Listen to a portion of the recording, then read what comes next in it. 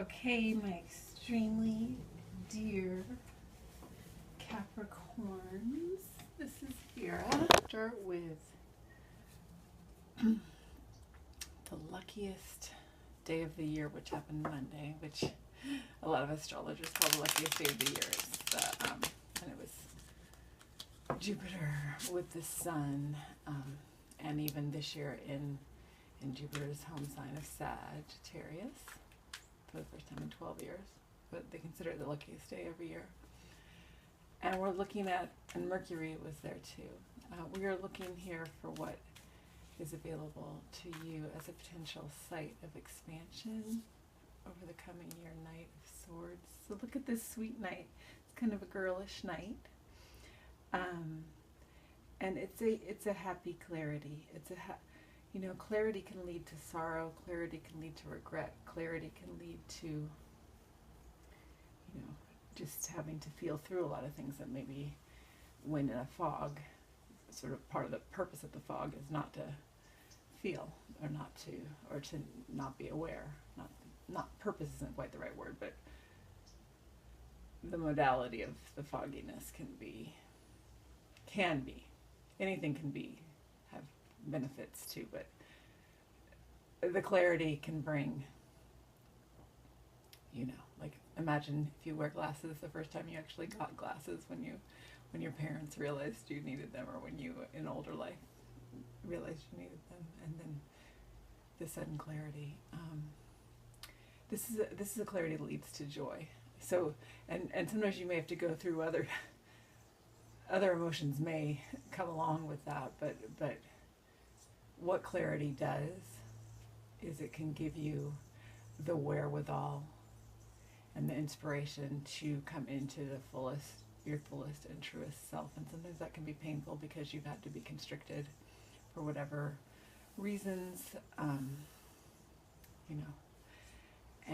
and now it's a coming into fullness, and that can be a painful thing, or just there can be pain accompanying it, but it can lead you to joy, the joy of inhabiting your soul's true shape and knowing your soul's true worth here on earth. Okay.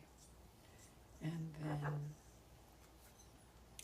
for the Sag new moon, December 7th.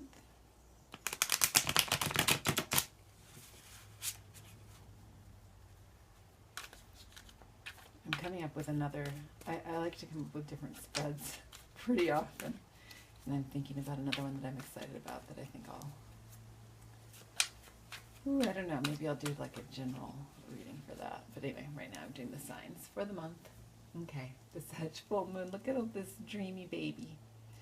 There's all this available to you in this fresh new moon, this reinvigoration, this delectable set of dreams. And you may not want to eat them all at once, you may not want to pursue them all at once, but just the total joy of like being alive and imaginative and able to consider all of these things, all of these possibilities and circumstances and perceptions and possibilities, just to be in the pleasure of that, for a moment, and not worry about which one you're going to choose or where you're going to go, because you are clear. Your joy is a clear-sighted joy, and so you'll be able to figure out which comes first or which comes second, or which is the right thing to pursue. But you can just sit in that moment at that new moon, or around that new moon, or in this field of time. Sit at that moment, that nice moment where you have this energy, you have this enthusiasm, you have this curiosity, you have this imagination, and just to kind of revel in that and not worry about where it's leading, or what is the right or wrong thing to pursue. Okay, and then will I continue with this deck for these? I guess I will. Okay, for this. Actually, I'm going to pull two for you for the Cancer full moon. I'm going to pull one for the regular old moon. Ooh, the Wheel of Fortune. So things are shifting, and I'm thinking the Cancer full moon right at the solstice will be a pretty major, sort of tidal, emotional. It'll be brimful of emotions, and these emotions that you feel, as you live your clearest and dreamiest life. And also the universe and the moon, just the cycles of nature, the cycles of your own body as a water-based earthling, will propel you. Here this little creature has a little sword, which is, clarity. And and look at the pink fluffiness resounding with her bun. I mean, the universe has got your back. The universe is with you. The universe loves you. Okay, and then actually I think I'm going to use this tarot for Black Moon Lilith at that time. Black Moon Lilith as the sort of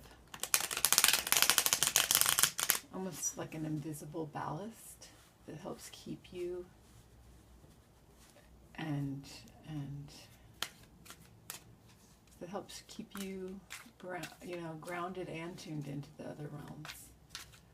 Those aren't opposing things. Those actually are something you integrate in this life. Ooh, look what you get. The Queen of Cups. How gorgeous.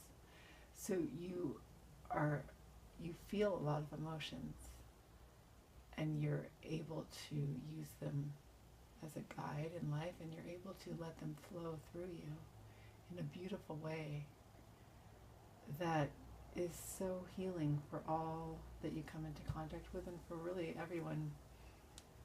I saw an ad for that new movie based on a James Baldwin book by the director Barry Jenkins, and there's I can't remember the exact quote, but just even in the preview, it's a quote from the James Baldwin book, something like, basically like, and I, along with everyone who was alive at the time I was alive, it's like a concert.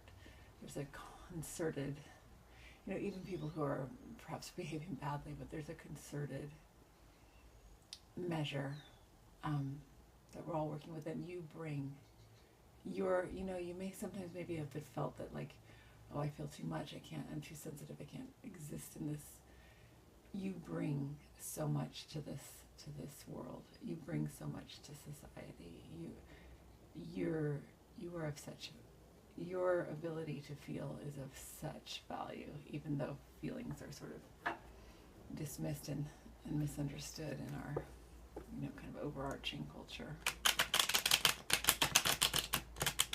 Yours are luminous and strong and help to heal us all. Look, Queen of Wands, that's what you get for, as a cardinal, this is what energy you have available to you in your modality as a cardinal sign. Okay, so you have this magic wand, you have this kitty companion, you have this, sunflower, which gives beauty and sustenance, because you can eat the seeds.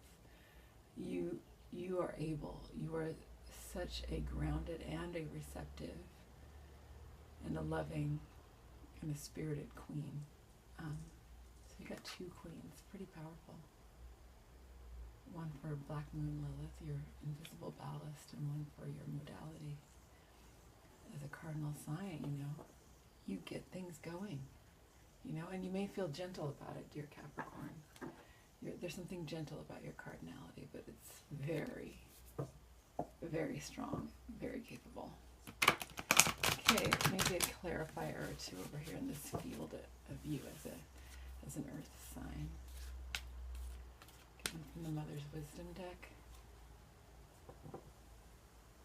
Pachamama. Look at that. It's basically Mother Earth, And I say, again, it's this grounding look. Sort of Father Sky, Mother Earth. I mean, not to be binary or heteronormative. Seriously, not to. Things are way more complicated than that. But there's a nice intermingling of the way these energies can mix. And it sort of reminds me of these energies mixing too, these two queens of water and of fire. you're able to, it's like a rainbow, you're able to, the sunlight through the water, you're able to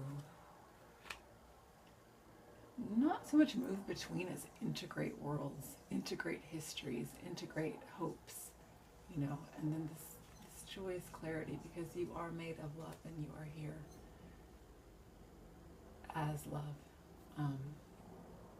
as our heart's tiny suns, you know, and as the milk of the Milky Way through our veins. You know, take that moment to sit in just this joyous curiosity of just really just being alive and having an imagination, this clarity, this intellect, this happy, you know, strong intellect, you know, and then that works with the moon. Okay, so these are also the two moons. There's a lot of different ways to pair things. The usual moon that we think of, the object, and then the black moon Lilith, the place in space that sort of helps hold the moon and the earth together. This magician, but living a daily life on the earth with her magical companions of flora and fauna, the actual understanding of flora and fauna as goddess or divine energy. You have all of this to draw upon, dear Cap.